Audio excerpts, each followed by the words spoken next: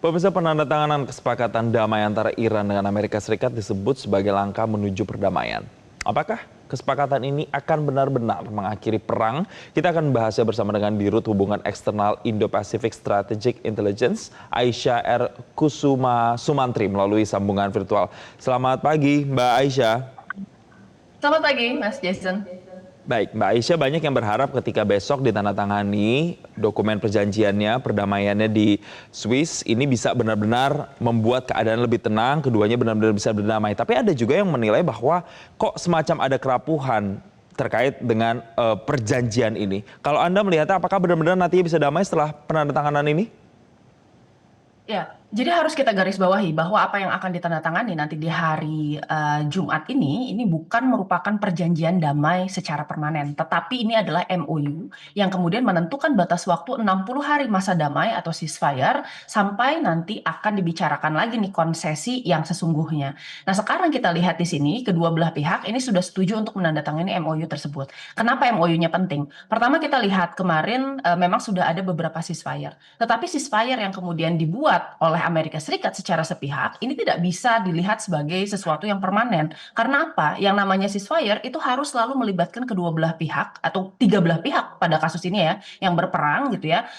Kita juga sudah bicara tentang bagaimana termaknya, apa saja yang harus dilakukan dan apa saja yang harus dipenuhi dan tidak boleh dilanggar gitu. Permasalahannya kemarin ceasefire yang sudah diterapkan oleh Amerika Serikat itu dilakukan hanya untuk sekedar memenuhi kewajiban di level domestik saja karena ada tekanan dari Kongres dan masyarakat publik yang mempertanyakan kenapa kemudian perang ini terus berlanjut dan membuat dampak buruk terhadap perekonomian Amerika Serikat ya. Jadi pertama itu harus kita pahami. Lalu yang kedua kita lihat sebenarnya untuk perjanjian ini adalah sebuah upaya untuk membuat yang namanya confidence building measure. Jadi pertukaran informasi ya, pembangunan kepercayaan. Karena ketika negosiasi pertama dilakukan di Islamabad kemarin, baik Amerika Serikat maupun Iran itu memiliki trust defisit yang sangat tinggi. Dua-duanya ini masih memiliki red line yang dilanggar oleh satu sama lain sehingga negosiasinya memang tidak efektif.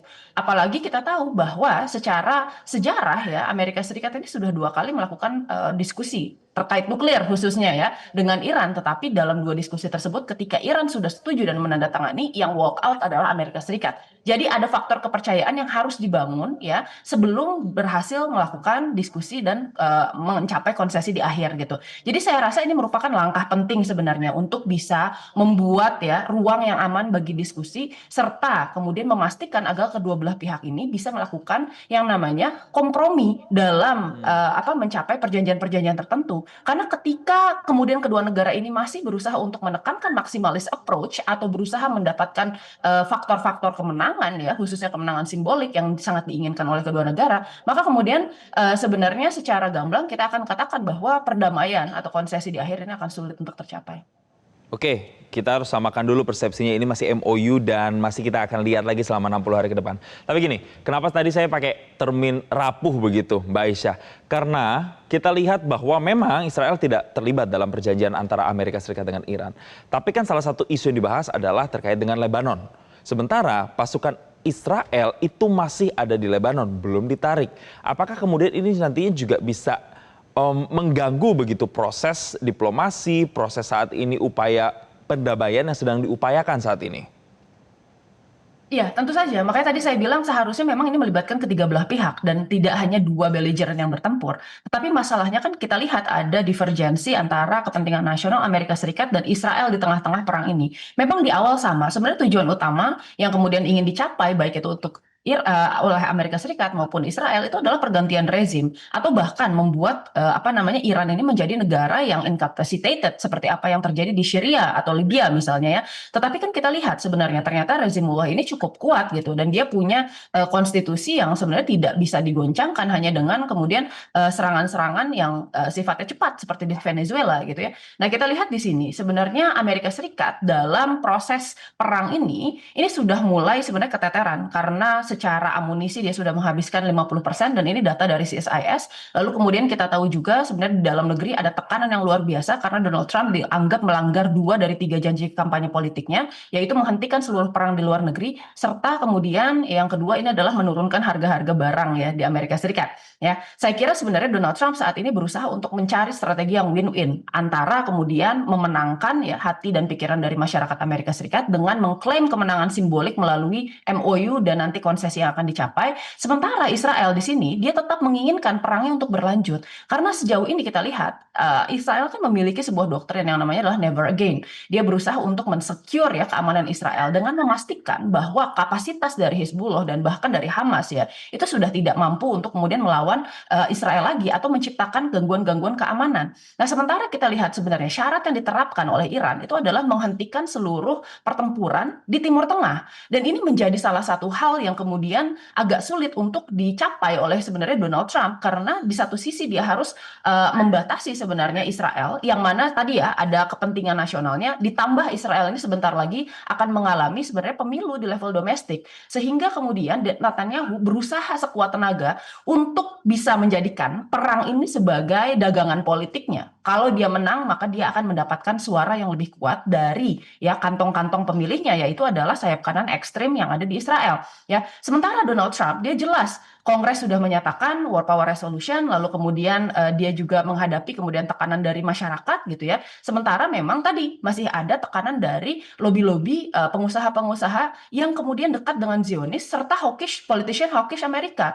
Yang dilakukan sekarang adalah sebenarnya dia menerapkan sebenarnya strategi yang win-win. Dia berusaha untuk menekan negara-negara GCC untuk menandatangani sebenarnya Abraham Accord agar Israel nanti bisa merasa bahwa dirinya ini sudah terjamin keamanannya. Tetapi kan ada perbedaan dari apa yang diinginkan oleh Israel dan apa yang diinginkan oleh Amerika Serikat. Jadi kalau yang digunakan adalah istilah rapuh, apakah kemudian nanti akan ada disturbance yang dilakukan oleh oleh Israel ya ketika proses perjanjian ini, taruhlah kita sudah menandatangani MOU nanti di hari Jumat. Nah, tapi kita punya 60 hari nih untuk bisa memastikan bahwa kedua belah pihak ini menepati apa yang ditandatangani di MOU. Saya kira nggak akan ada masalah dari sisi Iran karena Iran ini memang membutuhkan hal ini dan 14 poin yang sudah dibahas ya di dalam kemudian perjanjian tersebut sebenarnya hampir semua poinnya itu menguntungkan Iran. Saya yakin Iran tidak akan melanggar. Nah, Amerika Serikat di satu sisi ini perlu bertempur ya di dalam negerinya dan kemudian juga dengan sekutu terdekatnya bagaimana caranya agar mereka bisa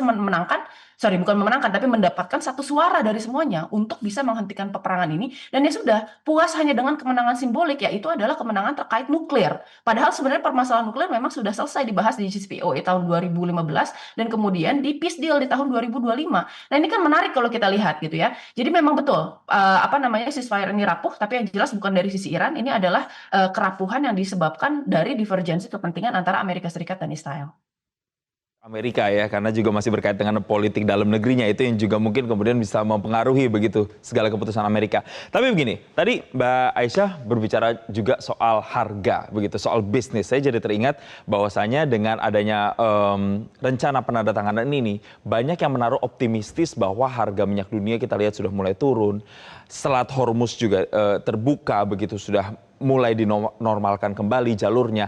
Nah, ini diharapkan kan bisa juga berpengaruh secara ekonomi global. Apakah langsung bisa serta-merta ini langsung bisa langsung normal atau sebenarnya masih butuh proses panjang lagi, Mbak Aisyah? Saya kira masih harus ada proses tambahan karena pertama kita harus ketahui bahwa Selat Hormuz ini hanya akan terbuka selama 60 hari setelah MOU ini ditandatangani. Baik Iran maupun kemudian Oman sekarang sudah membicarakan mengenai penarikan tarif ya. Jadi levy tax terkait kemudian kapal-kapal yang akan lewat di sana di masa depan. Kita tidak tahu apa yang kemudian akan terjadi nanti ketika negosiasi yang ada setelah penandatanganan MOU ini, tetapi memang ada wacana seperti itu. Pertama itu. Lalu yang kedua, sebenarnya harga minyak ini turun. Pertama memang menyambut kabar baik terkait kemudian perdamaian ini. Tapi yang kedua, sebenarnya ini ada campur tangan dari kemudian Amerika Serikat dan China yang melepaskan sebenarnya reserve dari cadangan minyaknya selama beberapa minggu berturut-turut, sehingga kemudian harga minyak ini bisa tetap stabil. Saya kira sebenarnya kita nggak cuma berbicara tentang itu, tapi kita bicara tentang supply chain dari bahan-bahan ya petrokimia yang kemudian kritikal untuk industri dan kebutuhan hidup sehari-hari. Seperti misalnya plastik, lalu kemudian kita bicara juga tentang pupuk ya, nitrogen based fertilizer fertilizer, kita juga bicara tentang kemudian helium sebagai byproduct dari LNG, dan itu merupakan sumber daya yang sebenarnya penting gitu ya, tetapi jarang dibicarakan. Dan saya kira sebenarnya ini memberikan angin segar, tetapi tentu saja untuk apa yang telah terjadi selama beberapa bulan ini, ada penelitian yang menyatakan dari Universitas di Australia yang bilang bahwa butuh waktu sekitar 2 sampai 3 tahun sampai ekonominya normal lagi. Tetapi ya, ini merupakan langkah awal sebenarnya untuk bisa memperbaiki ekonomi secara keseluruhan. Karena seperti Indonesia ya, kita juga sebenarnya memiliki beban yang cukup tinggi dalam mensubsidi harga BBM yang disebabkan oleh kenaikan harga pasar ya, karena adanya gejolak geopolitik ini. Tetapi mudah-mudahan dengan adanya kemudian perbaikan ini, saya kira ini bisa menjadi angin segar untuk bisa stabilisasi harga dan mengembalikan perekonomian dunia ya, seperti sedia kala. Ada optimistis itu, ada angin segar itu, tapi sekali lagi bahwa ini masih membutuhkan proses begitu ya, panjang, terutama untuk beberapa sektor, karena kita lihat masih 60 hari ke depan, kita lihat masih akan berjalan begitu. Apakah ada yang melanggar atau tidak nanti dari MOU ini, kita akan lihat sama-sama. Terima kasih Mbak Aisyah Kusuma Sumantri, Dirut Hubungan Eksternal ISI telah bergabung dan memberikan perspektifnya bersama kami di Selamat Pagi Indonesia. Terima kasih Mas Jason, selamat pagi.